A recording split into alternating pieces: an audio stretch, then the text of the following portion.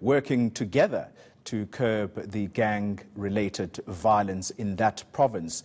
Well, we speak now to the DA's Shadow Police Minister, Andrew Whitfield, and he joins us from our Cape Town studio.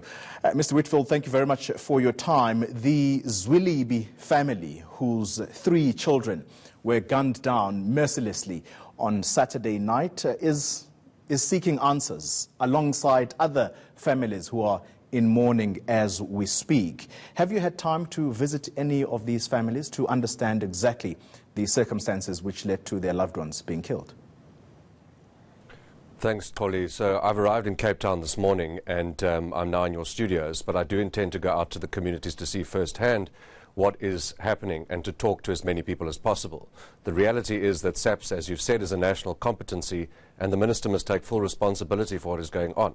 We don't have sufficient cooperation between the 2 spheres of government, and that's why the Premier in the Western Cape has lodged an intergovernmental dispute with the Minister.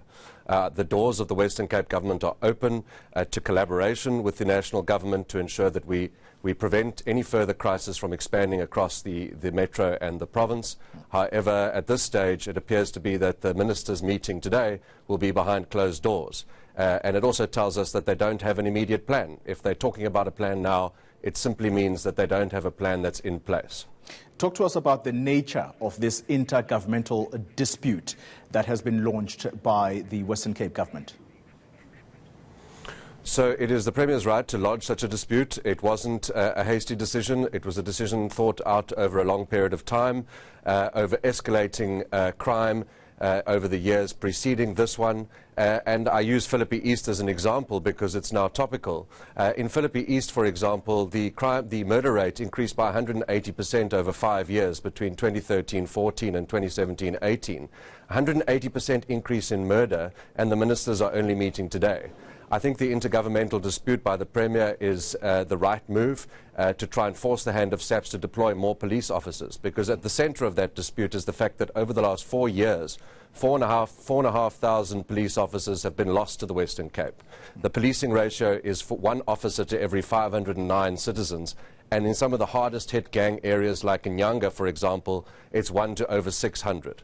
And that's simply not acceptable. In your view, as the Democratic Alliance-led government in that particular province, how is the proposal of an independent police authority in the Western Cape going to help curb this particular issue? So at the heart of the crisis in SAPS is corruption and accountability, or a lack of accountability. And we believe that the provincialisation of the police force is just one step in the right direction towards decentralising control over SAPS. It is the provincial commissioners and station commanders that need to have the authority, the full authority, to act and respond as situations escalate and develop. And that is what we mean by provincialising the police service. It will obviously require legislative amendments, and the DA will be bringing those to Parliament, which is my mandate. The Western Cape government will obviously be pursuing its own agenda with respect to that, and we will be supporting the intention, which is to localise police, localise accountability, and make sure the people that are served by the police in those communities can get the response that they deserve.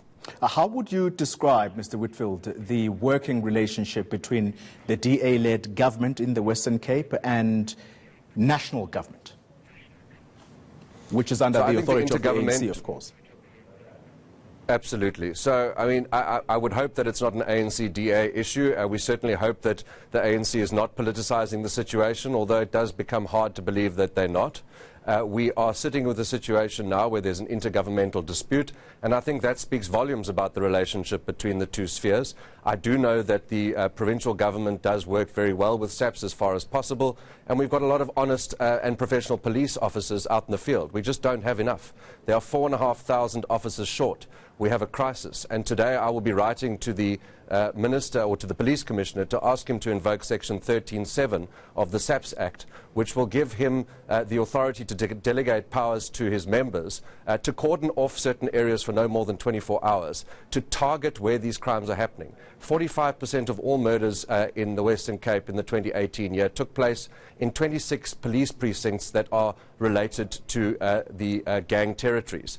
So we need a targeted approach, we need an integrated plan, and the ministers cannot meet behind closed doors without talking to the Western Cape government, who can enable support for their plan.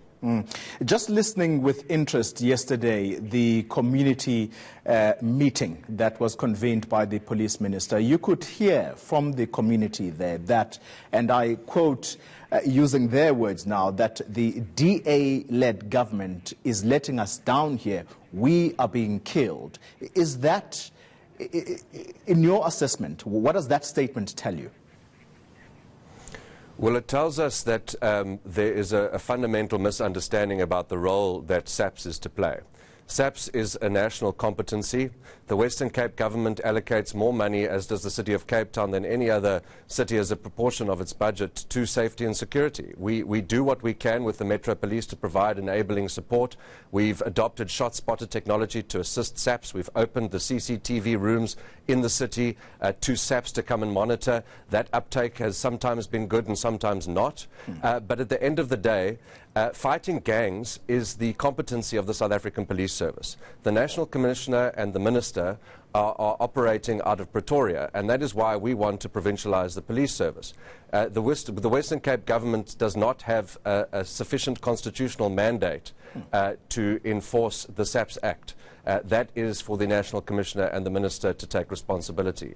So, you know, while the cries of the communities are heard, I think that the frustration is misdirected. And I did hear some of the community members now on your segment directing their frustration towards the Minister and some of the basic functions that SAPS should execute, but simply are not executing. Is the truth to the accusation that the DA-led government in the Western Cape is prioritising suburban areas and simply overlooking the situation that faces the people who live in townships in informal settlements?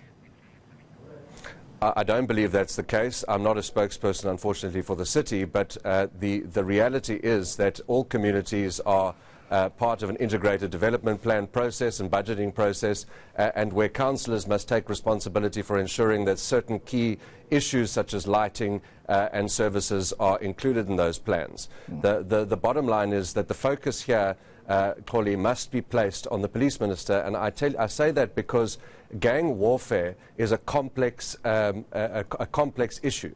It's simply not a local government competency to prevent gang warfare of this magnitude.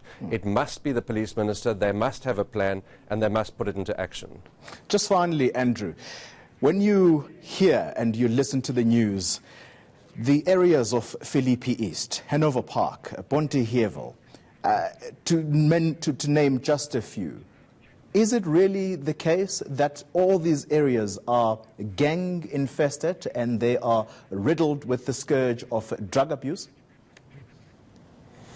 Many communities across the country, and in particular in parts of Cape Town, are affected by the scourge of drug abuse and gang violence, and the two often go hand in hand more often than not. And the reality is that some of our poorer communities are easy targets for gangs and gang violence, and we know where those precincts are. We've informed the police minister, the Western Cape government through its intergovernmental dispute, and we will be doing so in Parliament this week when we debate the budget. But the fundamental problem is that the police simply don't have an adequate plan and the resources to fight the scourge of gang violence, and that is why we're asking the Commissioner today to invoke Section 7.3 of the SAPS Act to tackle this issue in a targeted fashion. Andrew Whitfield, thank you very much for your time. He is the DA's Shadow Minister of Police, talking to us from our Cape Town studios there. On to this now. Former Public Investment Corporation CEO Dan Matjila continues. He is